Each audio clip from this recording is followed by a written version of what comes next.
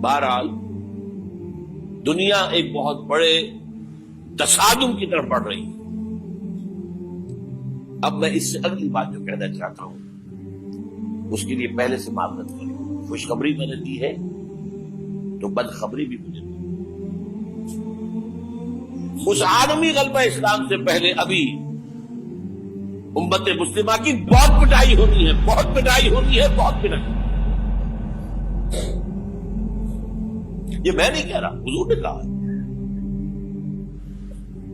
کتاب الملاحم احادیث کی کتابوں کے آخر میں یہ 4 ابواب جو آتے ہیں اس کو عام طور پر علماء بھی نہیں پڑھتے، اس لیے کہ ان سے کوئی فقہی مسئلہ تو نکلتا نہیں، ان سے کوئی شرعی حکم نہیں نکلتا، وہ تو پیشین گوئیاں ہے. کتاب الفتن کیسے کیسے فتنے اٹھیں گے، کتاب الملاحم کیسی کیسی جنگیں ہوگی، کتاب اشراط الساعہ قیامت کی علامات کیا ہوگی، کتاب و علامات القیامہ یہ کیا ہوگے. ان ابواب کو پڑھیے تو آپ کو معلوم ہوگا اس دور کے آنے سے پہلے ابھی امت مسلمہ پر اللہ کے عذاب کے بہت سخت کوڑے پڑ. معافی چاہتا ہوں. اگر رسولوں کی شان یہ تھی جو بشیر بھی تھے اور نذیر بھی تھے تو میں بھی ایک ادنا غلام نہیں کہوں. میں جو کہہ رہا ہوں قرآن حدیث سے کہہ رہا ہوں. یہ عذاب کیوں آئے گا؟ امت مسلمہ بحیثیت مجموعی اللہ کی نگاہ میں مجرم، بہت بڑی مجرم. کیوں؟ 1 انچ زمین دنیا میں نہیں دکھا سکتی جہاں اللہ کا دین قائم. یہ مذہب ہے، مسجدیں ہیں، حج ہے اور عمرے ہیں، یہ مذہب ہے. دین کہاں ہے؟ اللہ کا نظام کہاں ہے؟ دین حق کہاں ہے؟ وہ نظام عدل کہاں ہے؟ وہ نظام سیاست کہاں ہے؟ وہ قانون شریعت کہاں ہے؟ آپ کی ساری معیشت سود کے اوپر ہے، اور سود سے زیادہ بڑا گھناؤنا جرم کوئی نہیں، سود سے زیادہ بڑا گھناؤنا گناہ کوئی نہیں. اس کے بارے میں حضور نے فرمایا الربا 70 جزءا یحوما، 2 حدیثیں ہیں. ربا کے 70 حصے ہیں یا 70 گناہ ہیں، 70 گناہ ہیں، جن میں چھوٹے بھی ہیں بڑے بھی ہیں. 70 گناہ. ایسا روحا ان میں سب سے چھوٹا اس کے مساوی ہے این کہ الرجل امہ، کہ کوئی شخص اپنی ماں سے زنا کرے. سنن ابی داؤد کی روایت ہے، سن لیجیے پڑھ لیجیے. سارا نظام آپ کا کہاں ہے؟ تجارت ہو تو اس پر ہے، زراعت ہو تو اس پر ہے. بیج لیا تھا تو سودی قرضے پہ لیا تھا، اس کے بعد جو اس کے لیے کھاد خریدی تھی سودی قرضے پہ خریدی تھی، پیسٹی سائڈ خریدے تھے سودی قرضے پہ خریدے تھے. اس کے بعد اگر کوئی ہارویسٹر لیا ہے، کوئی اور لیا، ٹریکٹر لیا تو سودی قرض. سود ہر دانے گندم میں سود ہے.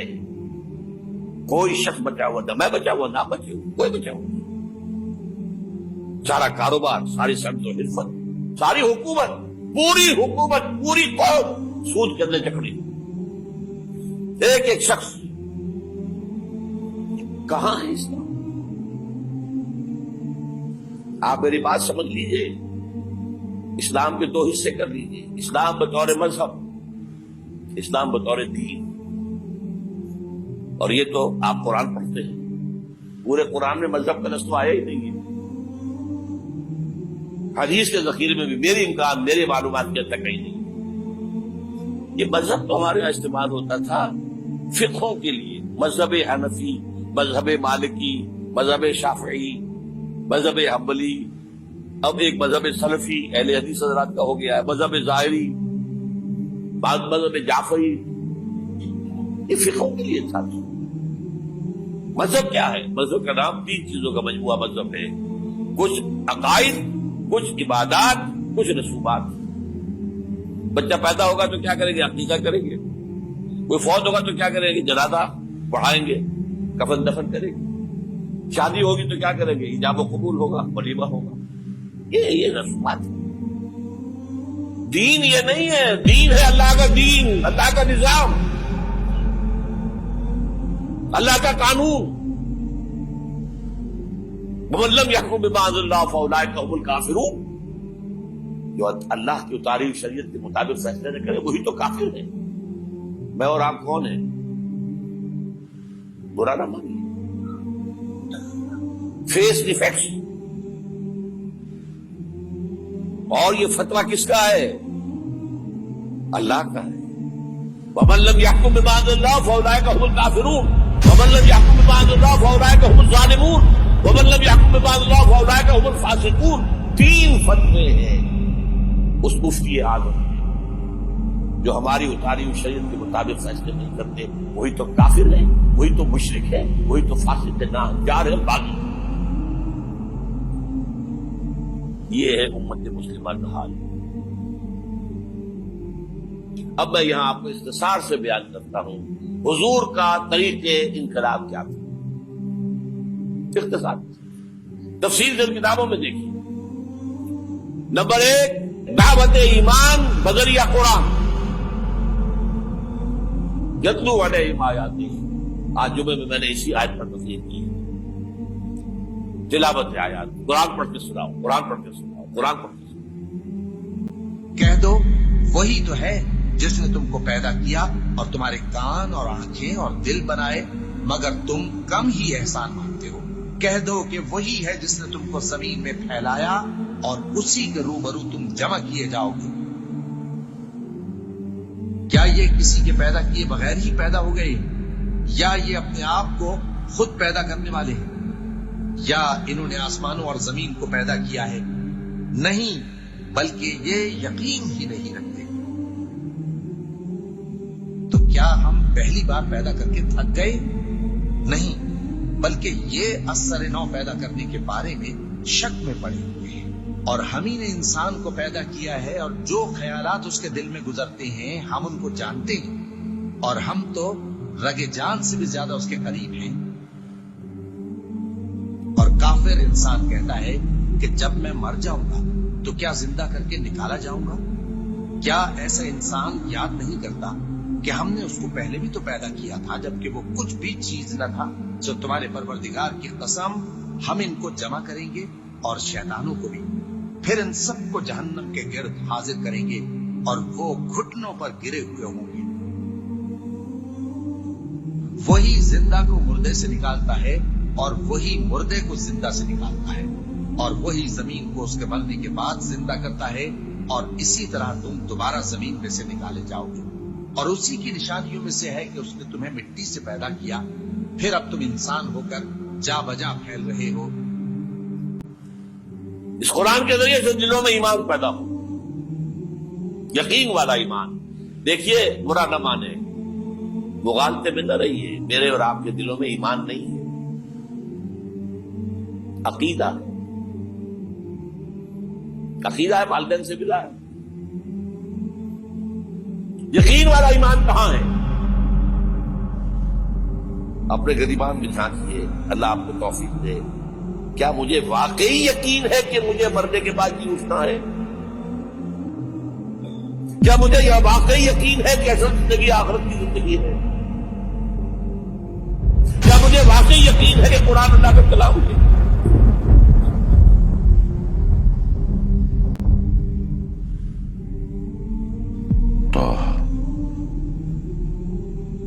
ما أنزلنا عليك القرآن لتشقى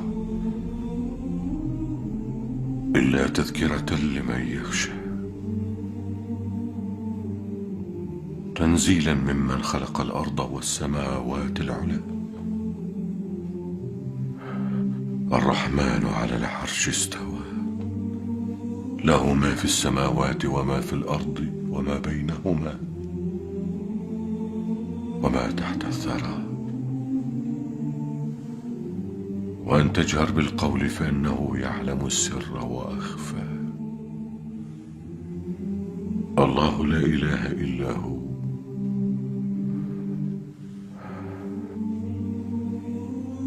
له الأسماء الحسنى. ٹٹولی اپنے دلوں کو. اگر یقین ہوتا کہ اللہ کا کلام ہے تو آپ اس کو سمجھنے کے لیے ابھی بھی نہ سیکھ سکتے. انگریزی آپ پڑھیں, اور پڑھی آپ نے ایسی کہ انگریزوں کو پڑھا دے. کیا نہیں کیا؟ پی ایچ ڈیز کر رہے ہیں, کون کون سے فنون نہیں سیکھے, ڈاکٹری, اتنی عربی نہیں سیکھی دعویٰ ہے کہ تمہارا یقین تھا میری کتاب پر، اللہ پوچھے گا تمہارا سلوک کیا تھا میری کتاب کے ساتھ، تم نے پڑھا اس کو، سمجھا اسے سمجھنے کے لیے عربی سیکھی؟ تو تم جھوٹ بول رہے ہو، تمہارا کوئی ایمان نہیں تھا میری کتاب پر۔ ما آمن بالقرآن من استحل محارمہ، جنہوں نے سود کو اپنے پورے نظام کی جڑ بنیاد بنایا ہو، ان کا ایمان کوئی ہے اللہ پر؟ حضور فرماتے ہیں کہ جس شخص نے حرام کسی شے کو اپنے لیے حلال کر لیا اس کا کوئی ایمان نہیں۔ دوبارہ آج بھی کرنا ہے تو دوبارہ ایمان پیدا کرنا ہوگا، ایمان، عقیدہ نہیں، ایمان، صرف لپ سروس نہیں، اقرار باللسان نہیں، تصدیق بالقلب۔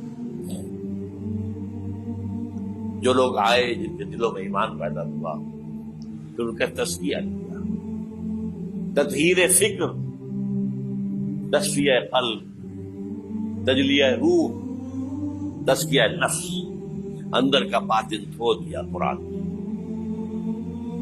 جو بجا در رفت جہاں دیگر شبد، جہاں جو دیگر شد جہاں دیگر شبد۔ یہ قرآن جب کسی انسان کے اندر اتر جاتا ہے، اس کے اندر کی مکمل اوور ہالنگ، مکمل صفائی، دماغ کی صفائی غلط نظریات سے، دل کی صفائی غلط نیتوں سے، غلط ارادوں سے،